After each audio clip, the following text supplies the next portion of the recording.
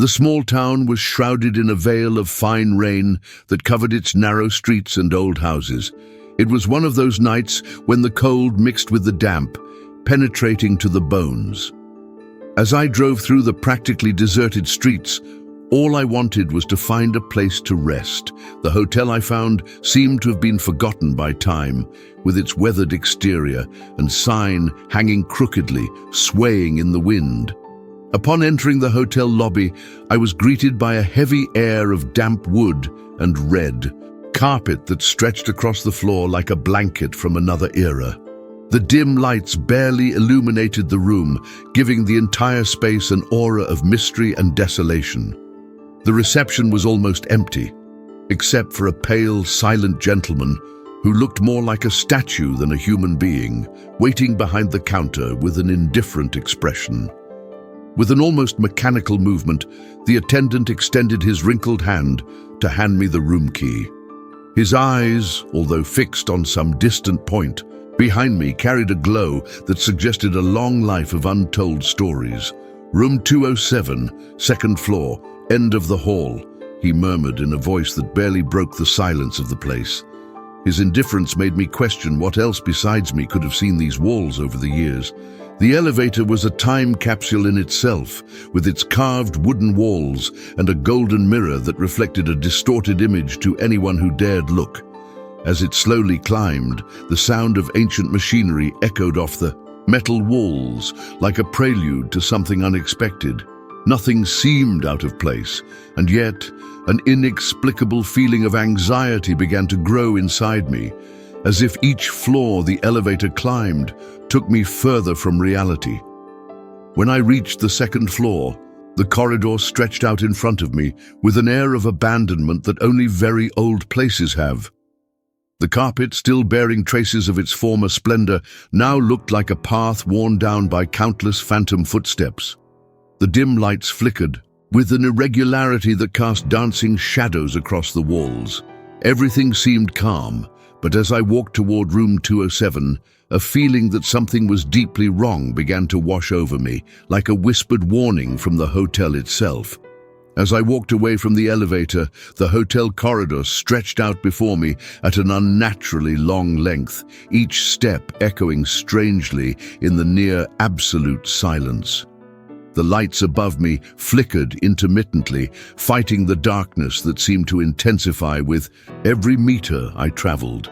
I looked at the carpet beneath my feet, which felt damp and sticky, marked by dark stains that I didn't dare identify. This corridor, with its suffocating atmosphere and sense of abandonment, seemed like a scene taken from a forgotten nightmare. Each door he passed looked identical to the last, their numbers glowing dimly in the flickering light, like eyes peering out of the darkness. The silence was so profound that the sound of my breathing seemed invasive, a disturbance in the sepulchral calm that dominated the environment. With each step, the feeling that something wasn't right grew inside me, a palpable anxiety that made me question the wisdom of continuing forward. However, the need for rest pushed me forward, towards room 207, at the end of the corridor. When I finally arrived at door 207, an inexplicable hesitation came over me. My hand, suspended in the air, about to insert the key into the lock, stopped as if an invisible warning warned me not to proceed. A shiver ran down my spine, an omen of fear that my rational mind tried to disbelieve. The hallway behind me seemed darker, as if the shadows were slowly swallowing the light, isolating me with the door that perhaps should never be opened. Pushing my fears aside with considerable effort, I turned the key in the lock, and the door opened with a creak that sounded like a groan of protest. What greeted me was an atmosphere that seemed frozen in time, a room that breathed a disturbing stillness.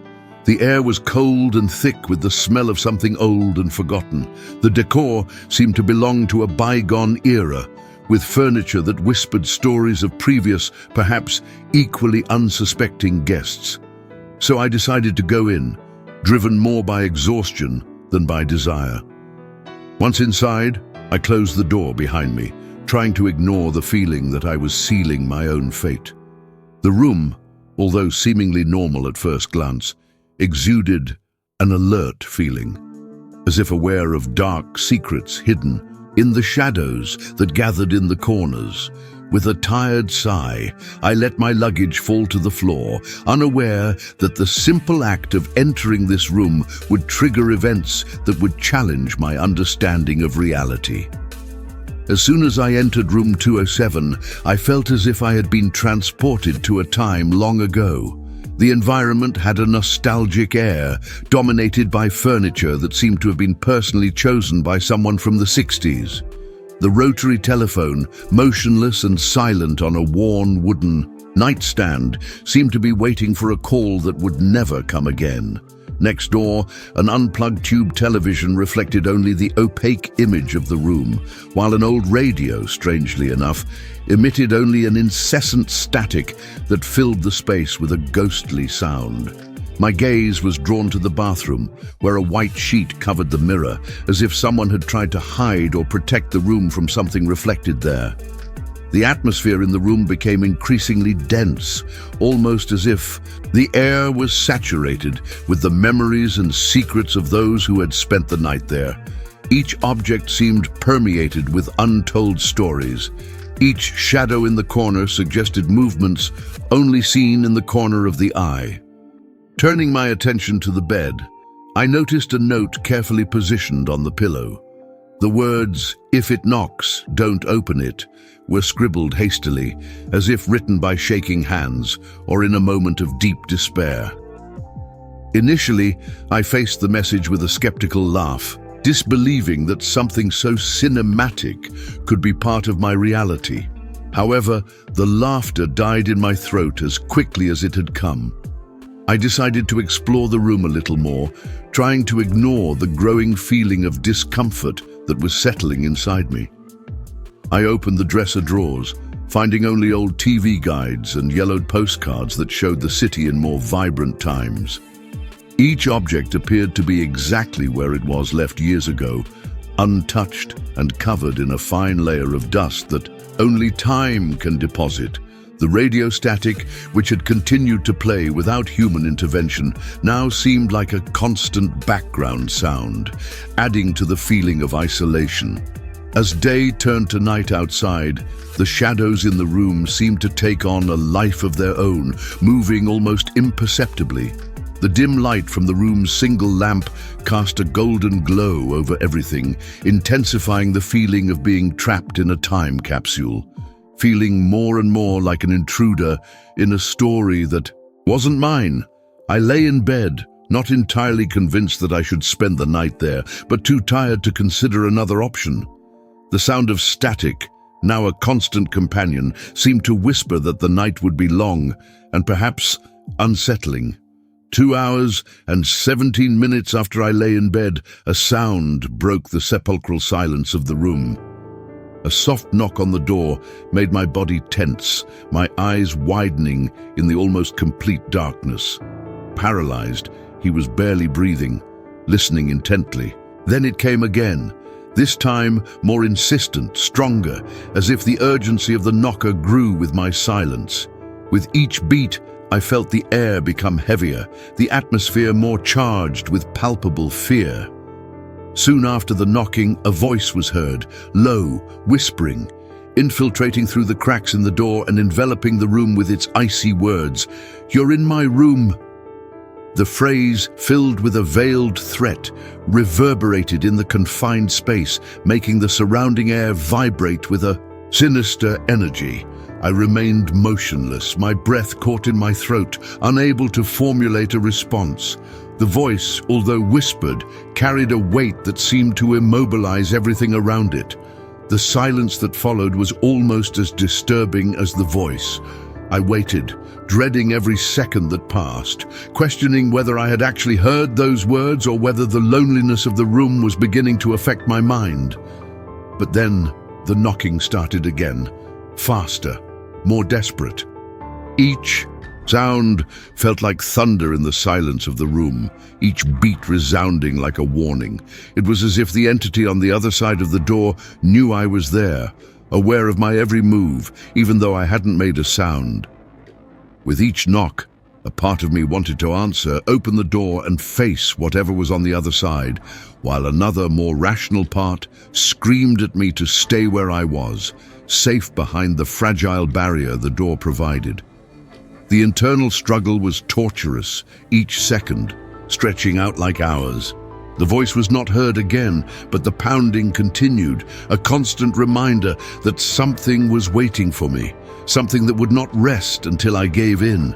This invisible pressure, this waiting game, only increased the terror of the situation, leaving me trapped between curiosity and fear, between the desire to know and the desire to remain ignorant.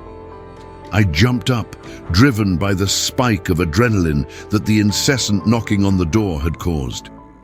Breathing heavily and hands shaking, I quickly opened the door, expecting to confront whoever was on the other side. However, the corridor in front of me was no longer the same. It seemed to have shrunk. The walls moved closer together, and the other doors disappeared as if they had never existed. There was only one path to follow, and it seemed to distort and stretch as I watched. I ran toward the elevator, my heart beating wildly in my chest. The carpet beneath my feet now felt bone dry, and each step echoed unnaturally loud in the confined space of the transformed hallway. When I got to the elevator, I pressed the button frantically, desperate to get out of that floor, that hotel. But to my horror, each time the doors opened, I found myself back in the same hallway, the same starting point, as if trapped in a surreal, inescapable loop.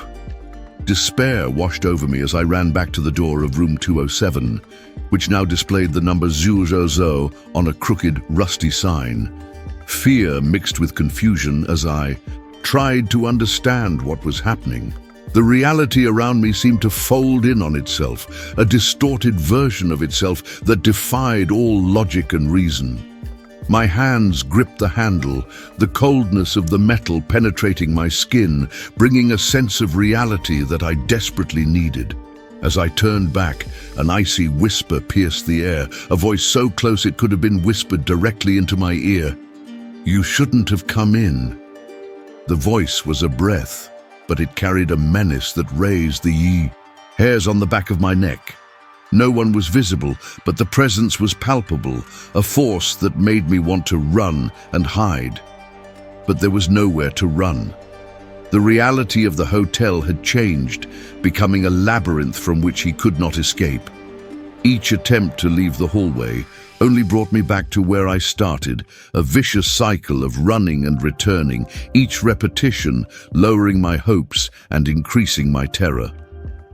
The notion of being trapped in this place, perhaps forever, was beginning to settle in my mind as a terrifying possibility.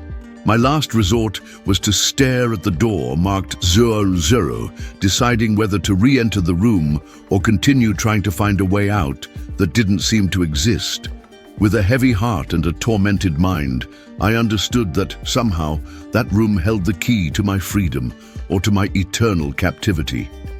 I woke up abruptly, my body stiff from the discomfort of the hotel reception sofa. The attendant's face loomed over me, marked by an expression of shock and confusion that reflected the disorder of my own thoughts. "You disappeared yesterday. No one knew where you were. And 207, that room hasn't been there since 2008, he said in a shaky voice, his eyes searching my face for some explanation I couldn't provide myself. His words swirled in my mind as I tried to assimilate the reality he described, so different from the one I had experienced. Together we climbed the steps to the second floor, the silence between us heavy with unasked questions. Arriving at the hallway where room 207 was supposed to be, we found only a smooth, uninterrupted wall. No door, no sign that a room had ever existed there beyond my still, vivid memory. The attendant ran his hand along the wall, as if to convince himself of the reality before us. The disbelief on his face mirrored the internal struggle I felt, trying to reconcile the memory of the knocking and the whispering voice with the cold, silent wall that now confronted us. despite the physical evidence of the wall before me. The memories of the previous night remained clear and disturbing in my mind. I remembered every detail, the sound of the radio playing static, the cold feel of the doorknob beneath my fingers, the insistent knocking on the bedroom door, and the whispering voice that insisted I was in his space. These experiences, so real and terrifying, clashed with the physical impossibility of their existence, leaving me in a state of doubt and fear. The voice, in particular, wouldn't leave. Me, low and hissing, it seemed to still echo in my mind, a constant reminder of the night of horrors I had experienced. "You're in my room," she had said. And despite the room's apparent non-existence, I couldn't shake the feeling that something or someone still inhabited that unmapped space of the hotel. It was as if the structure itself was alive, breathing secrets through the walls that now surrounded me. Reflecting on the events, I couldn't shake the feeling that something or someone was waiting, perhaps for the next key, for the next unwary traveler to cross the threshold of the room that shouldn't exist. Every corner of the hotel now seemed permeated with a subtle expectation, a whisper from the shadows that invited the unsuspecting to discover its secrets. And as I left the hotel that morning, with the sun rising faintly over the horizon, the uncertainty about what was real and what was a figment of my imagination weighed on me, a fog that might never completely lift.